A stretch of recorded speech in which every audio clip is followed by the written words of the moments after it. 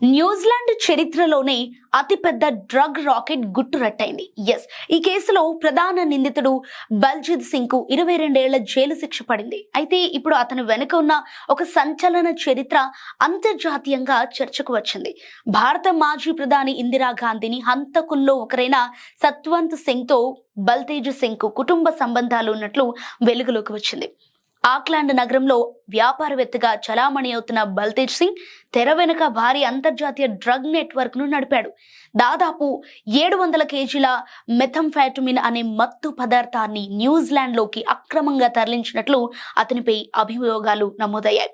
అయితే ఈ కేసులో విచారణ అనంతరం మార్చి 30న న్యూజిలాండ్ కోర్టు అతనికి 22 ఏళ్ల కఠిన కారాగార శిక్ష విధించింది. శిక్ష ఖరారైన తర్వాత బల్తేజ్ సింగ్ కుటుంబ నేపథ్యంపై ఆసక్తికర చర్చ మొదలైంది. ఇన్నాళ్లు కోర్టు నిబంధనల కారణంగా ఇతని పేరు బయటకు రాలేదు. అయితే ఇటీవలే కోర్టు ఆ నిబంధనలను ఎత్తివేయటంతో ఇతని అసలు పేరు, నేపథ్యం వెలుగులోకి వచ్చాయి. బల్తేజ్ సింగ్ ఇందిరాగాంధీ హంతకుడైన సత్వంత్ సింగ్ కు స్వయాన తమ్ముని కొడుకు.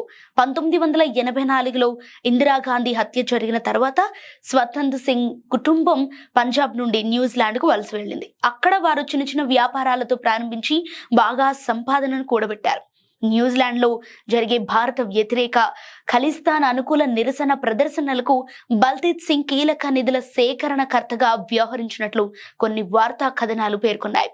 ఇక బల్తేజ్ సింగ్ నెట్వర్క్ చాలా తెలివిగా డ్రగ్స్ ను స్మగ్లింగ్ చేసేది. కెనడా నుంచి దిగుమతి చేసుకున్న బీర్ క్యాన్లు, కొబ్బరి నీళ్లు అండ్ రైస్ కుక్కర్లలో డ్రగ్స్ ను ద్రవ రూపంలో దాచి స్మగ్లింగ్ చేసేవారట.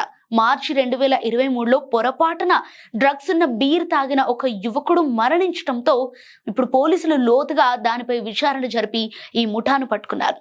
తన కుటుంబ నేపథ్యం వల్ల భవిష్యత్తులో ముప్పుంటుందని, తన పేరును బయటకు వెల్లడించవద్దని బల్తేజ్ సింగ్ కోర్టును ఆశ్రయించాడు. కానీ అందరికీ ఈ కేసు గురించి తెలుసుకునే హక్కు ఉందని భావించిన కోర్టు అతని విజ్ఞప్తిని తిరస్కరించింది.